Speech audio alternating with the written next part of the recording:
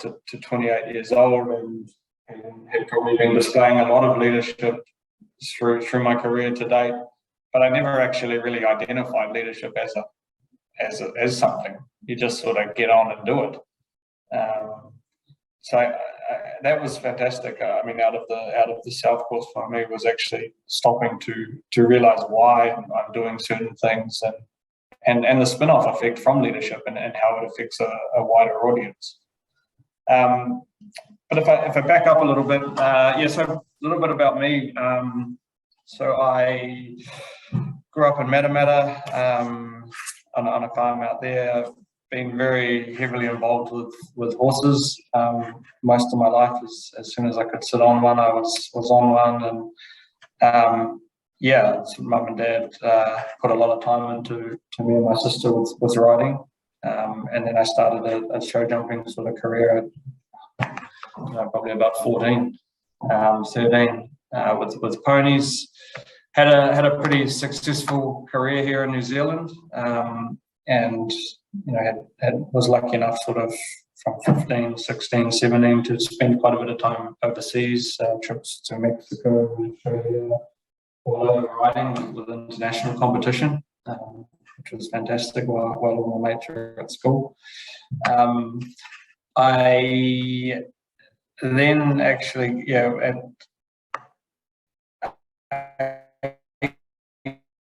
18,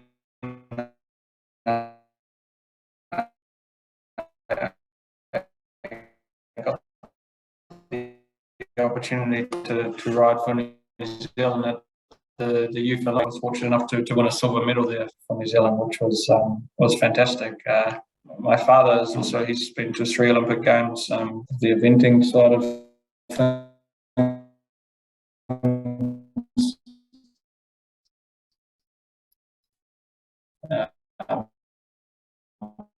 And Dad sort of had come along and all of it. That was a fantastic result there.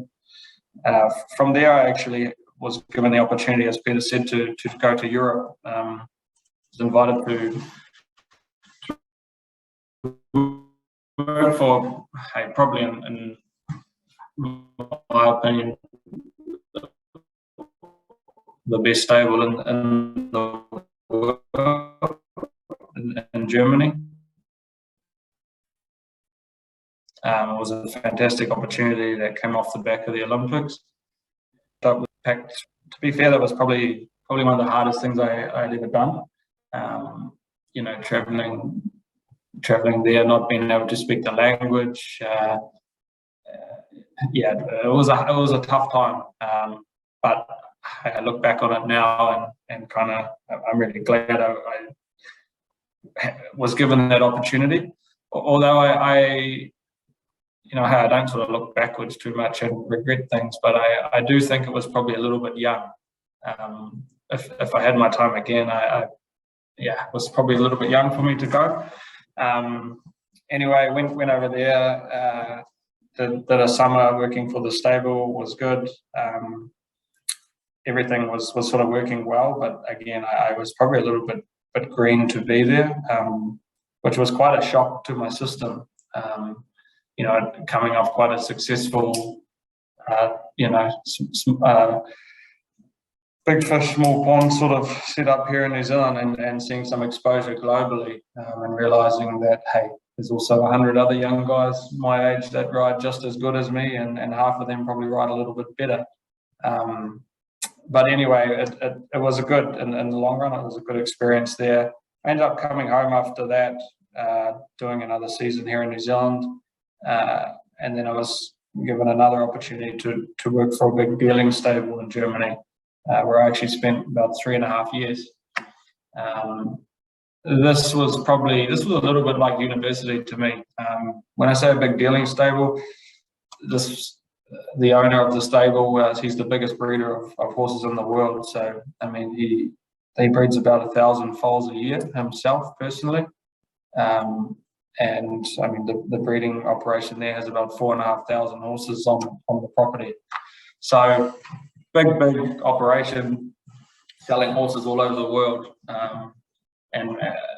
Just a fantastic learning experience for me there. So I was given my own stable away from the breeding farm, and we would, young horses would be sent to us to developed and sold, and it was hard. It was tough, tough time. I think the first year there, I probably worked over a year without having a day off. Some weeks I could be on 3 or 4 different shows all over Germany, Europe, and then flying home to ride for customers. And yeah, it was tough, but it was also good. I sort of formed a lot of connections and friends, all over the world through that experience. And I had a pretty big accolade to have on the CV if you've spent 3.5 years in an environment like that. So that was good time. And good for my riding and confidence, and I guess probably again linking it back to leadership. I was 20 or so then, and I was responsible for 2 or 3 staff, and a lot of horses worth a lot of money. Some horses we would have for 1 year, some horses we would have for 1 week. It just depends what was going on. So from there, I actually then had an opportunity to move to Frankfurt at the end of my tenure there, and short, it was my dream job really. Was working for some wealthy Turkish owners. I think they were about the second wealthiest family in Turkey, and they had a stable in Istanbul and a stable in Frankfurt, and so I got basically the top riding job there at the Frankfurt stable. So I packed everything up and moved down there. And this was quite a unique experience for me. I put 4 years into getting a job like this. Dream job, it was, all the fancy cars, private planes, good horses, everything I ever dreamed of and thought I wanted. But I got to Frankfurt and I just didn't really settle. It was quite interesting. As I say, at first glance, it was the dream job. But we ended up going to a show in Spain and was supposed to be there for 6 weeks. And I ended up having a bit of a meltdown, bit of a breakdown at the show. I wasn't sleeping. I just didn't really know what was happening to my body. I couldn't control it. Just stressed and anxious and worrying about stuff. And I ended up leaving the show in Spain, and I had to get out of there. I could hardly ride. It was just a mess. And so I ended up going back to friends in Germany for a couple of weeks and just sort of got things together. And I ended up coming back to New Zealand. And that was hard. That was probably one of the hardest things I've done in life. Having to walk away from something like that and not sort of knowing why. So ended up coming home, and there was a bit of a big question mark on what I was doing. Was I going back to Europe? Was I not? Was I the job there? Anyway, long story short, I managed to work through it, and I decided that I wouldn't go back to Europe riding. I actually ended up in Auckland one day talking with the people at the family I work for now, and I'd had a bit to do with them through the horses prior, and as sort of Peter said, they have a big, we supply about 65% of the market in New Zealand with windows and doors. It's a big company, both in New Zealand and Australia. And I was talking to Mitch, the owner, just about sort of where I was at and how things were going.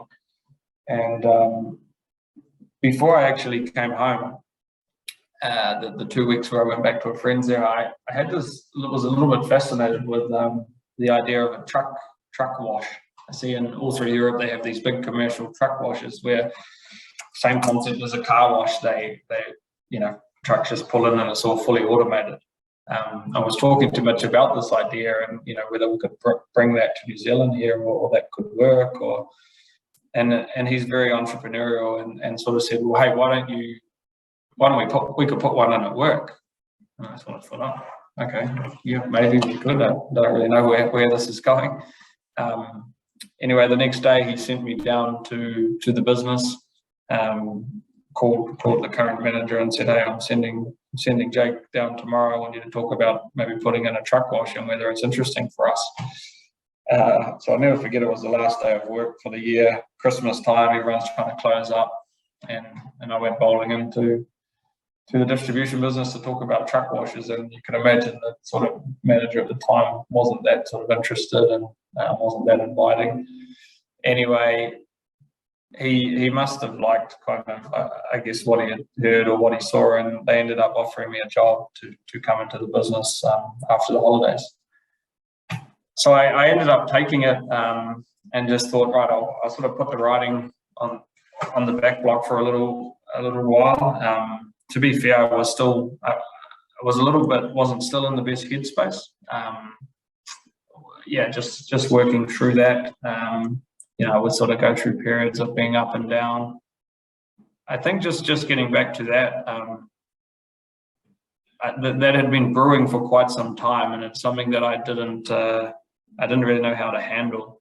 I think there was a few contributing factors. One, I probably didn't look after myself the best from a work ethic, a work point of view. We worked pretty hard and pretty long days. Homesick was probably another one that kind of flared up quite a lot. And I would usually, I was pretty good at suppressing it and handling it, but every time I would come home for a month or something, it was always pretty hard leaving. And the reality was I had to really look at myself and ask the question, hey, do you want to spend the next 20 or 30 years in Europe? Do you want to potentially have a family over here one day? Because that was sort of the reality I was facing. And hey, everything sort of pointed back to getting back to New Zealand.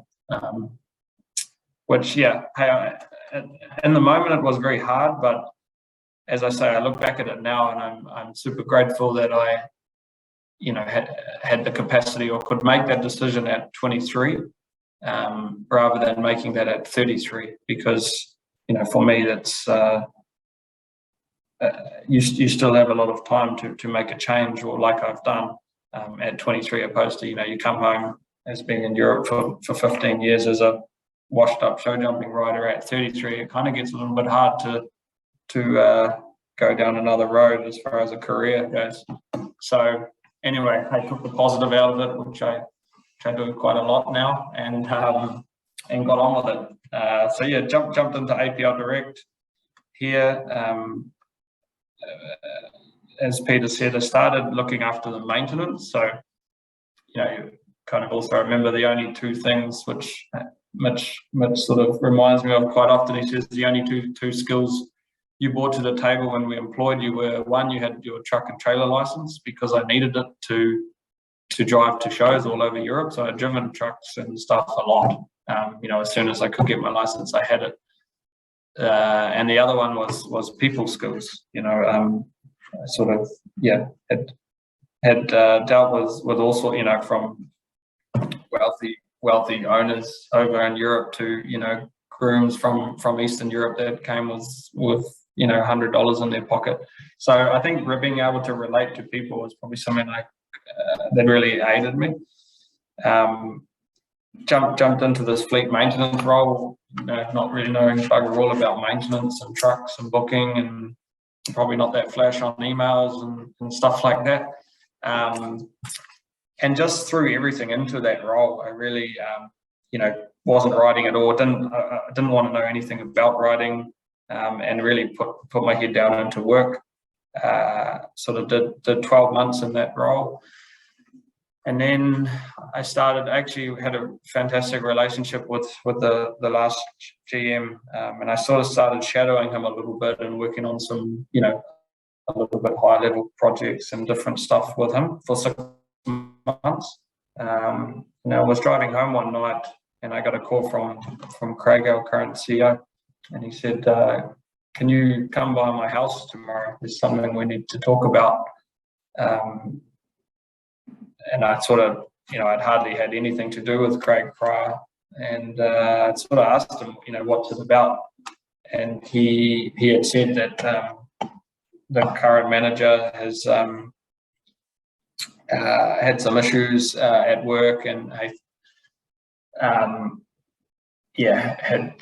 sort of had not been putting the business first in some cases, and this has been going on for quite a while. And they had decided that they wanted me to step in as interim manager, GM, for a month whilst they sorted something out. So as you can imagine, I turned the car around and drove straight over to his office, spent about 3 hours with him that night, how we were going to make this work and what it was going to look like. I was doing backflips in my head, as you can imagine. Anyway, just got onto it. A month went by. Everything was ticking along pretty well. It was a pretty hectic time. I just jumped in, threw everything at it, and got into it. Really, a month went by, 2 months went by, 3 months went by, and the role was made permanent. As you can imagine. I would have been 25 at the time there. Most of my management team or staff are sort of in, from 40 to onwards. And here comes this kid who's been in the business 18 months. You can imagine there were some quite big challenges there for me off the bat.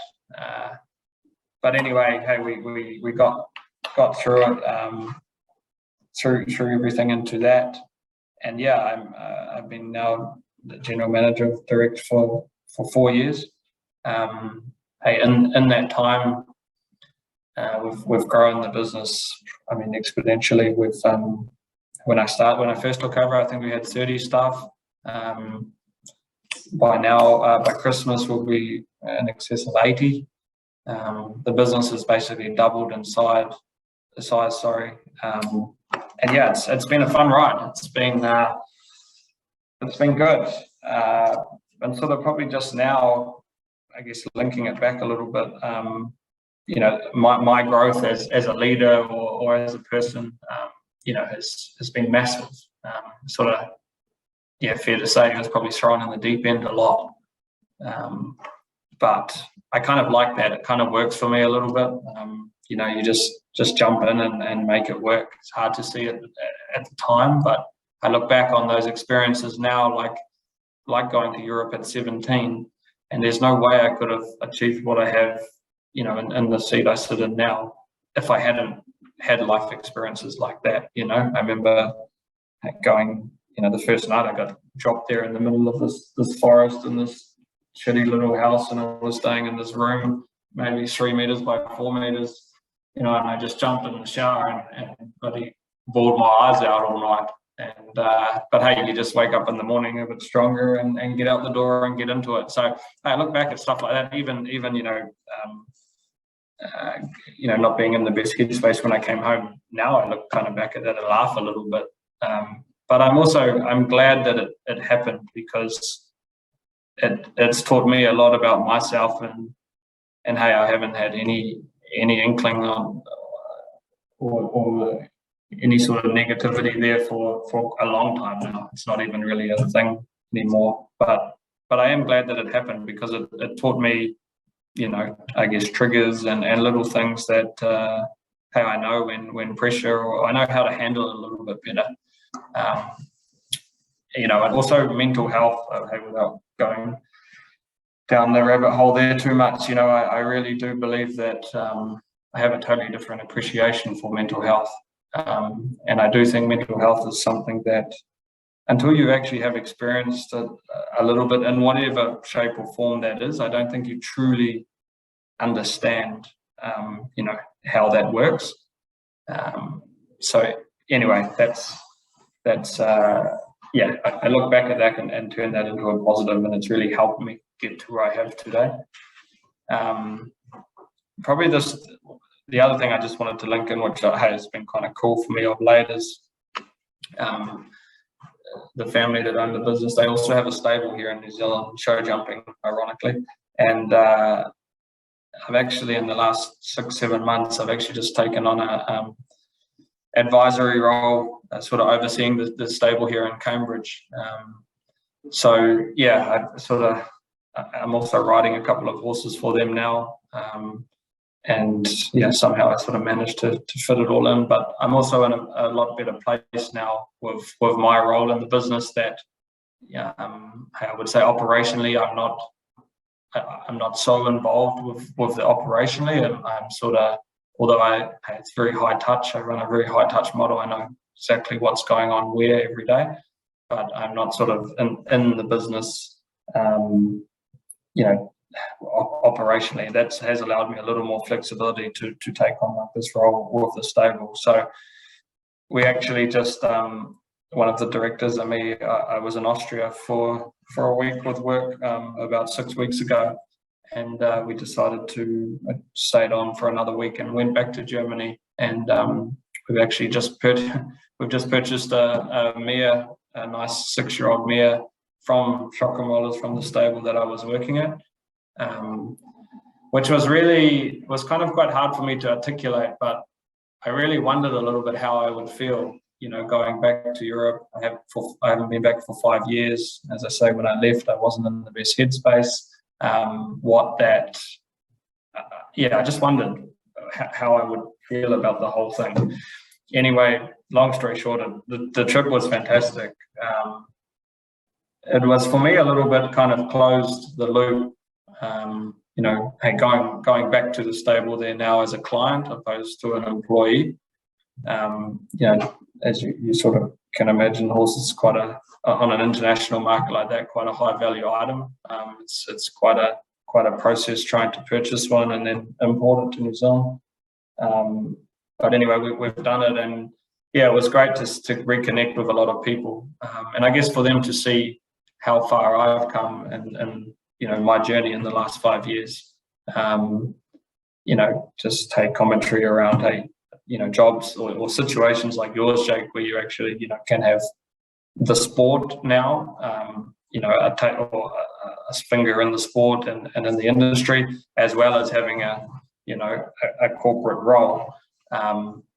That's really hard to find, they almost don't exist. So I sort of feel quite fortunate now to have the opportunity to get back into the sport a little bit, and as well as growing my career in the corporate world. I think it's very different now how I look at the sport with a business head, I guess, rather than before it was just sport. I think. Although I have to say, and even in Europe, the whole time in the dealing stables, I really enjoyed the business more than, in the end, the sport was great, but you could be winning classes and whatnot, and I would get more satisfaction out of, maybe we buy a horse for 20,000 euro and we sell it 3 weeks later for 30 or 40. Like I really enjoy. I get more of a kick out of the business sense. Which is interesting because, that leads on a little bit to where I am today. But now I've kind of gone a little bit the other way, whereas I'm actually really motivated with the sport and, to build some horses, and we'll see where it goes. It's pretty cool. It's pretty exciting. This summer we're sort of just starting with the show circuit now here in New Zealand. But as you can imagine, it's quite a lot. I'm sort of, hence why I hadn't prepared a lot for today, sorry, because if I'm not at one of the offices or in the business, I'm at the stable, or, sort of doesn't leave much time for much else. It's quite a busy schedule nowadays. But it's good. As I say, I really enjoy it. It's good. It sort of makes me tick. I guess that's probably a bit of a brief on where I've come from the last, particularly the last 7 or 8 years. Just turned 29 a couple of weeks ago. So I'm pretty proud of where I've come. The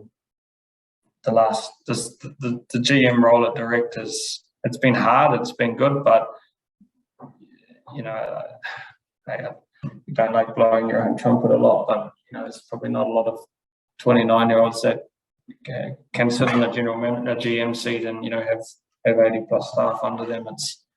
It is a lot, but yeah, I'm probably not a big one on future too much. We talk about goals a lot.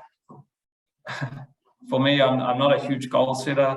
I kind of know big picture where I want to go or whatnot, but I guess coming home and going through stuff, it's sort of, I'd probably say a little more grounded and the fact I just sort of, hey, take each opportunity as it comes. And I think, which I wanted to talk a little bit about, for me in business, attitude over experience trumps every time.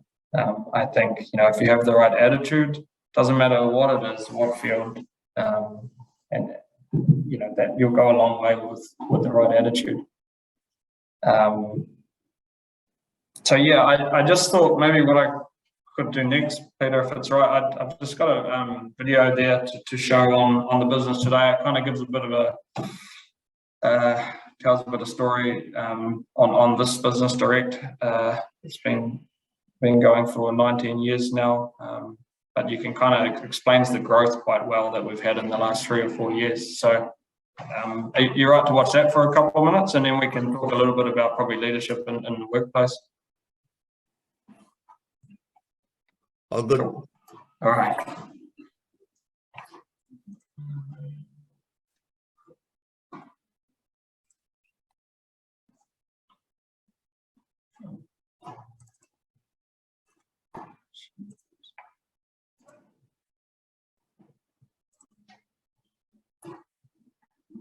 Can you see that? No, we don't see that. Can you share the screen? Is it working? Oh, sorry.